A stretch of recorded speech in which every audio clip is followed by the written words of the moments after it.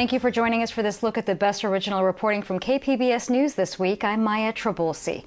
Big issues, big concerns filled the week, from the controversial Title 42 dilemma playing out in the courts to yet another death of an inmate in county jail custody. This on the heels of protests and scathing new reports, to the all-out effort and training underway in our county to prepare and be ready for what could be another devastating fire season. And let's begin there, with new training tactics being put into place this week when it comes to combating wildfires. KPBS reporter Kitty Alvarado in North County, where our fire agencies were coming together to unite in the fight.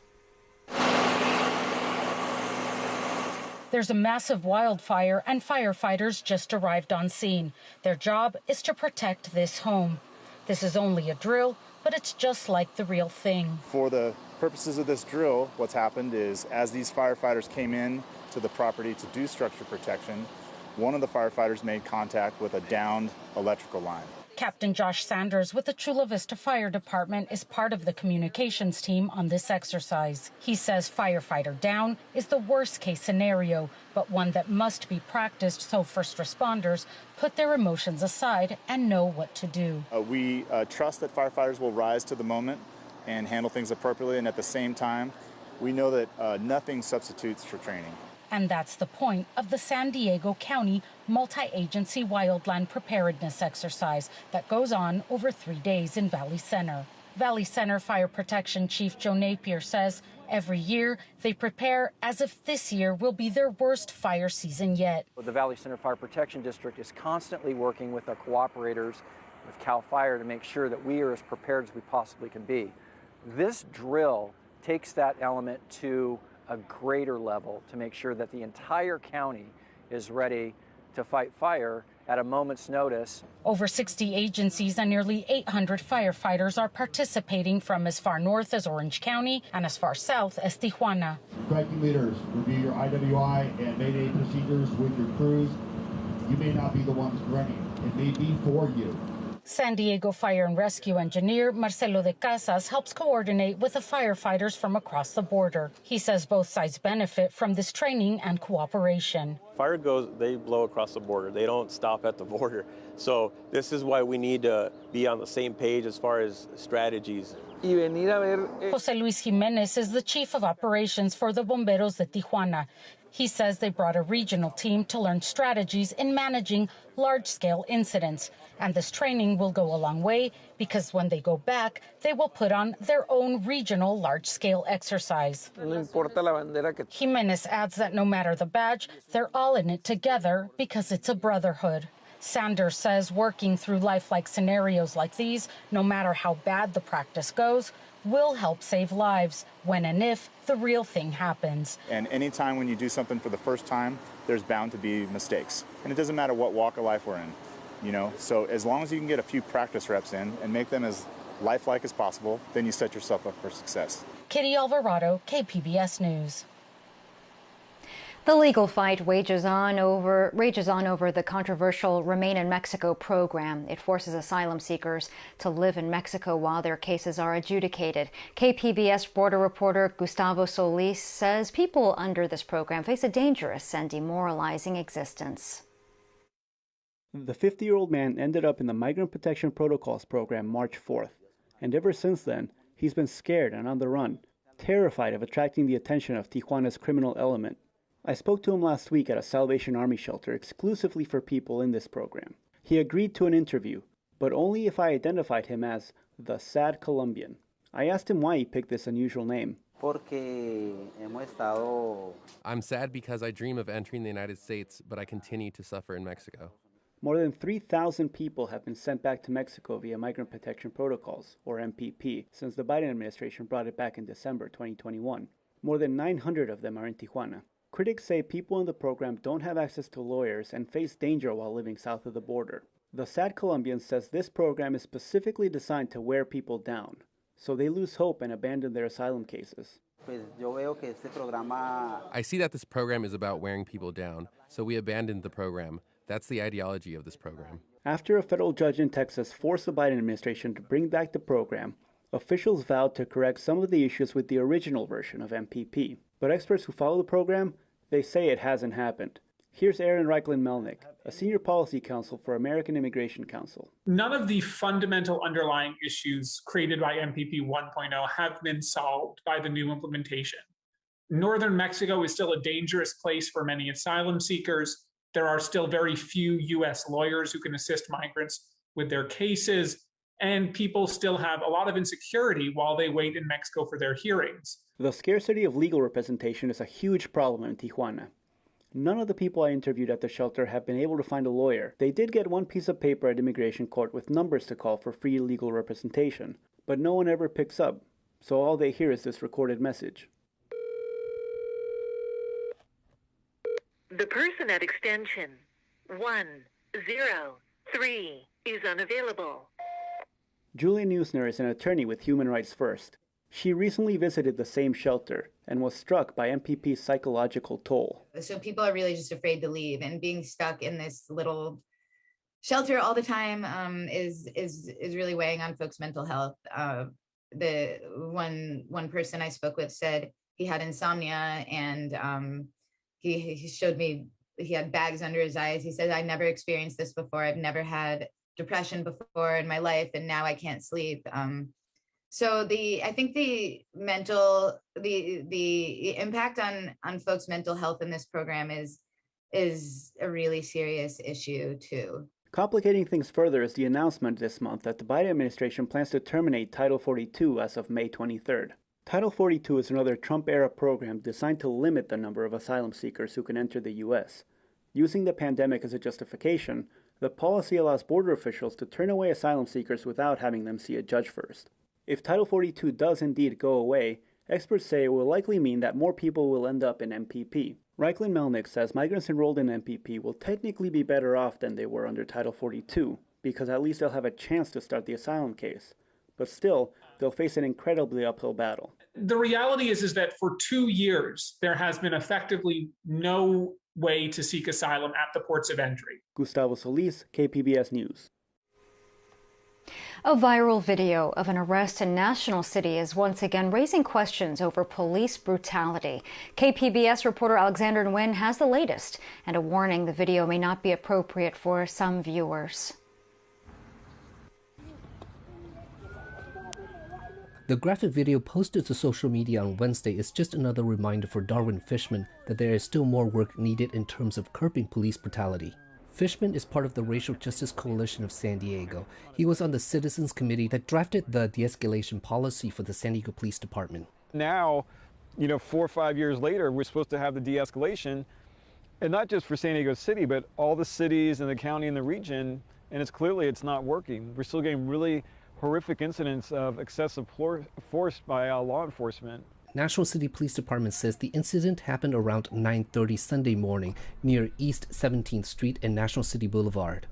The incident started off as a car chase that became a foot chase and ended right here in front of this Cars Plus, where you can see an officer appearing to slam the woman down and another one appearing to hit her twice before taking her into custody. One of their officers assisted SDPD in the arrest. In a statement, San Diego Police Department says it understands the community concerns and that the incident is being investigated by Internal Affairs to see if proper procedure was followed. Use of force expert and former law enforcement officer Paul Capitelli says the public should reserve judgment until all the facts come out. There's a possibility that she could have threatened the officers. Maybe she was fighting the officers. She may have even tried to hit or kick an officer. We don't know, because all we're seeing is where the video starts, where she's being thrown onto the ground and handcuffed. Capitelli says sometimes use of force is justified, but he can't make a determination until more footage is released. But Fishman says until there are real consequences for law enforcement, incidents such as this will continue to happen. And that's fundamental for the community trust. Otherwise, the community, we feel like we're being hunted. SDPD says it's not commenting further on the arrest until the investigation is completed. Alexander Nguyen, KPBS News. It has happened again. Another inmate has died while in custody at a county jail. The death comes on the heels of rallies and outcry over the high number of fatalities. Here's KPBS reporter John Carroll. This is the 8th in custody death this year. Deputies found 2 inmates just before 8 Wednesday morning in a cell here at the largest jail run by the Sheriff's Department, the George Bailey Detention Center in Otay Mesa. They were both unresponsive. One of the incarcerated persons was revived by some naloxone, and life-saving measures continued to be administered to the other incarcerated person, which was Omar Ornelas.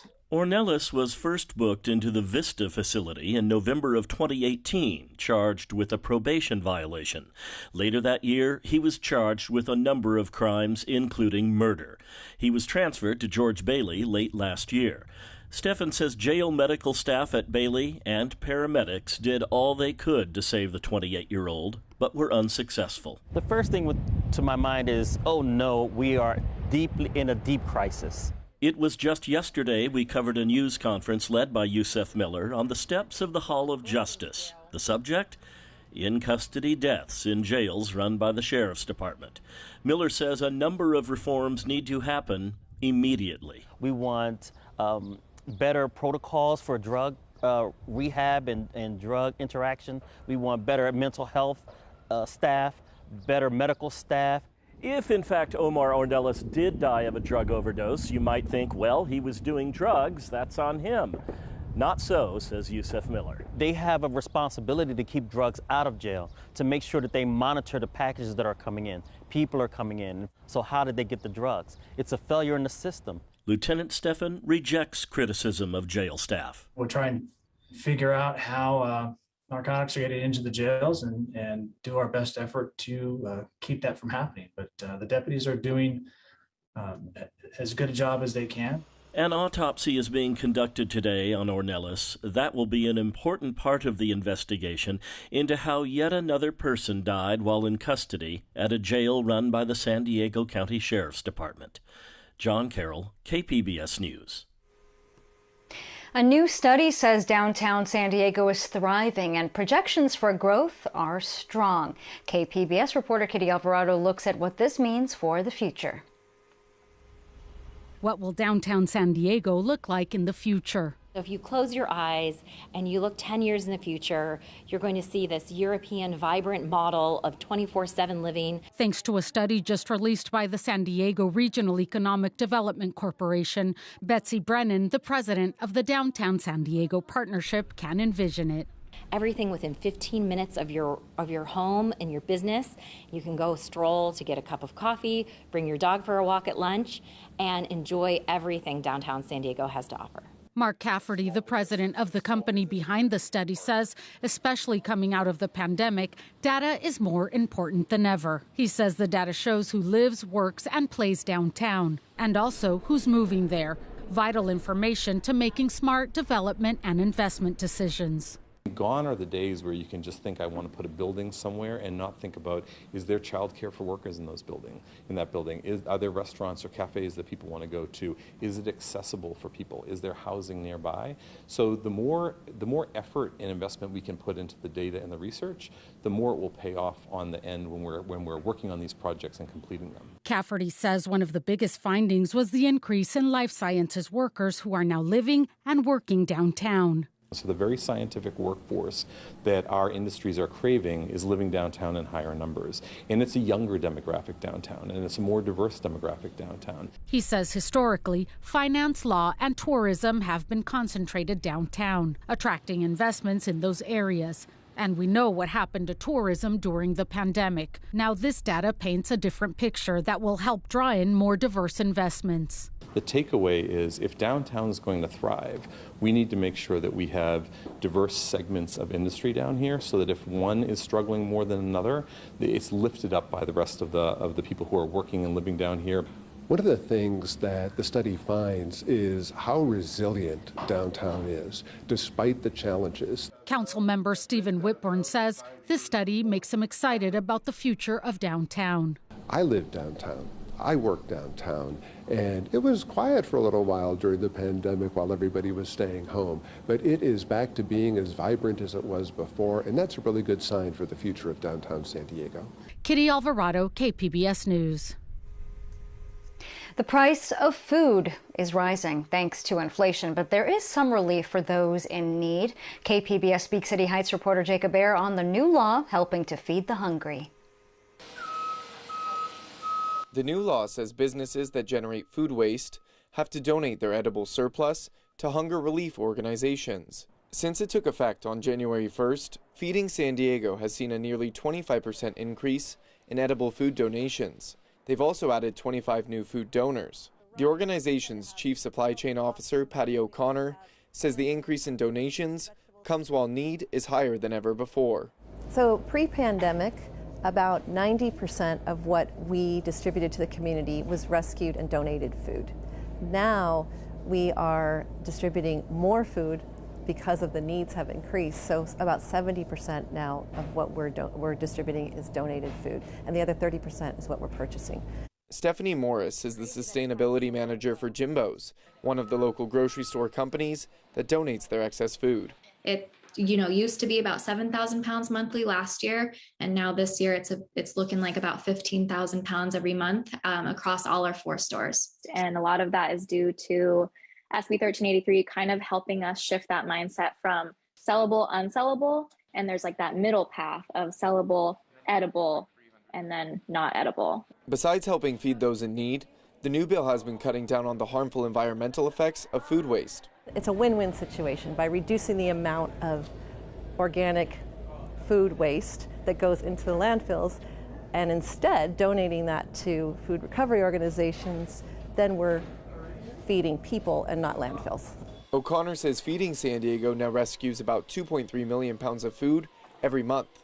Jacob Baer, KPBS News. There's some creative learning happening at Jacobs High-Tech High in Liberty Station. KPBS education reporter MG Perez shows us what's making a difference in classrooms there. Let's do the first one and I'll kind of show you the nail gun. We need to refill this today. Pat Holder is a humanities teacher who uses a nail gun and a hammer and even a saw. Mr. Holder is in the middle of a lesson with his class of 11th grade students at Jacobs High-Tech High. The tools are for the furniture they're building while learning about the origins of life, starting with the Big Bang. Learning happens best through projects, right? And projects give us a chance to do hands-on work, design things and bring them to life, and we can do it all related to the content areas that we teach. So I'm more a teacher than a humanities teacher. We're gonna set you guys up by the bandsaw. Students in the High-Tech High charter school system are used to unconventional learning, but this is really outside the box. The handmade wooden box, that is, or maybe a table. Belen Perea is a junior who says she's learned a lot and gained some real scientific perspective working with wood. When you're woodworking, when you're working with a piece of wood, that this thing was alive, that this thing had its place on the earth for like hundreds of thousands of years, that it evolved millions and millions of years to become the thing that it is today. And you are working with it to like aid you in your daily life. Down the hall, students are designing and building more furniture, led by John Santos, who has 18 years of experience teaching environmental science. There are tools hanging on every wall. Visitors to his classroom are often confused, looking around the learning space. Here's what they tell him. And they make that connection of, I had this experience when I was at high school and it was called wood shop. But what they come to find actually is that this is a biology classroom and an environmental science classroom. In the mornings, there are much more traditional lessons involving laptops and learning about data collection, science experiments, and assessments. But after lunch each day, students collaborate and create for almost 2.5 hours before the final bell rings. Isaiah Castro hopes to be accepted at UC San Diego. He's taking honors math right now, along with building a table. You might see a table, but I see it as something that's like super complex, and it's very interesting because this is a table, but it came from basically nothing.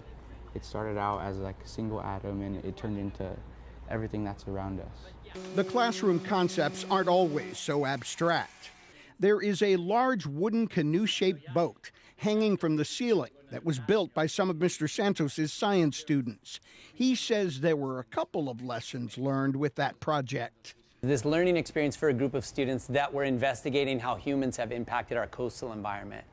And when you can do something like build a boat as you're trying to gain an understanding of how we've impacted our coastal environment, it makes it that much more real for you, right?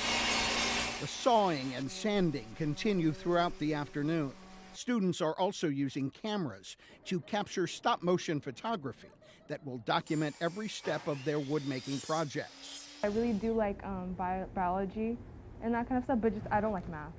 16-year-old Zemzem Fadhil is direct. She admittedly changes her mind often, not sure what she wants to be when she grows up, but she is sure working with wood is going to help her get there. When you build things on your own, you end up appreciating it way more. And it's kind of like when you're cooking, if you cook your own food, you're going to appreciate it a lot more when you know directly you made it out of your own hands. All the furniture built this semester in the science and humanities classes will be sold at the end of the school year as a fundraiser. As for making a good grade in these classes, that's unconventional too. Pat Holder assesses each of his students' strengths. John Santos makes sure these students know they have options. What kids experience here will benefit them and translate well to any environment. And it doesn't route them along this one path. The biggest thing we think about for success is engagement.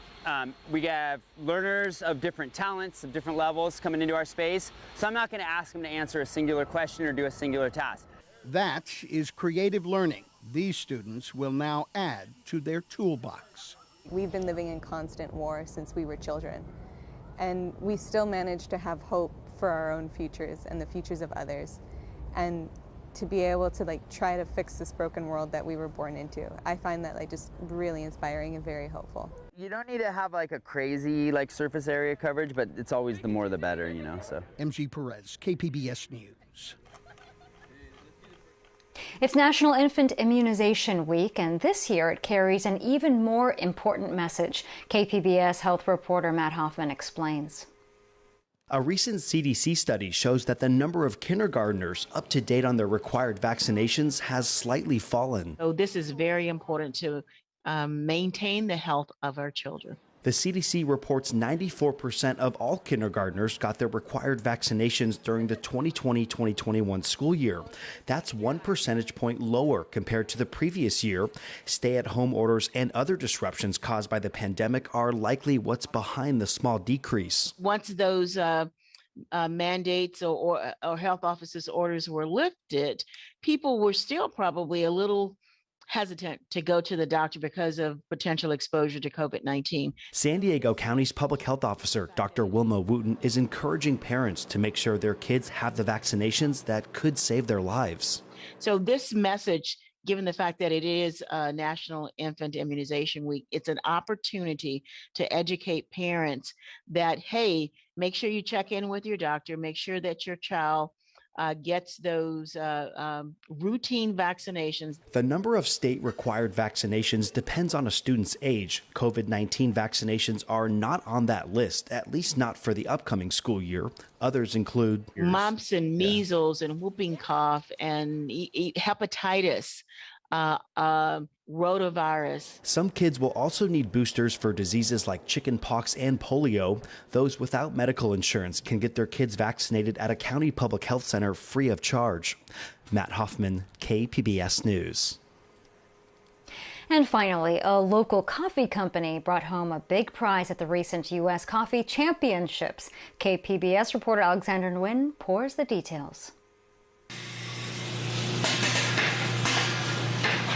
Most days, you can find Nick Barati alone with his roasters at Moster's Carmel Mountain Ranch headquarters. Before the sun's up, before anybody's here, I'm roasting coffee.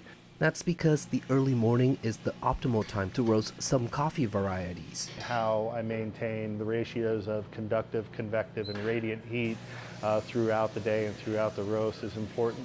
There's a science to roasting. Barati definitely knows more than most, but he's still a relative novice when it comes to roasting. I had only been roasting for maybe 5 or 6 months when I qualified in Orange County. The qualifier was in 2020, but because of the pandemic, the coffee championships only happened this month in Boston. And in first place, moving on to Worlds in Milan, Nick Barati. Even with 2 extra years of experience, Barati says it was still surreal to be named the best roaster. He was up against some of the top roasters from around the country. And I kind of gave one of my co-competitors a fist bump before they announced number 1 because I kind of had a feeling they were going to announce him as the winner. So when they said my name, it just kind of had one of those, I had a little meme going on in my head about, is this real life? This isn't the first time Mostra won a coffee roasting award. It was named the 2020 Micro Roaster of the Year by Roast Magazine, a trade publication. While Barati is preparing for the World Championships this June in Milan, he hopes that by winning the U.S. title, it would shine a light on Mostra's mission to eradicate poverty in the Philippines. That's where some of Mostra's coffee beans come from. Even before the competition, Sam, one of the owners, texted me that just by qualifying, we were able to shine a light more on those Philippine farmers and already help them out. Alexander Nguyen, KPBS News. And we hope that you enjoyed this look at KPBS News this week. I'm Maya Trabulsi. Thanks for joining us.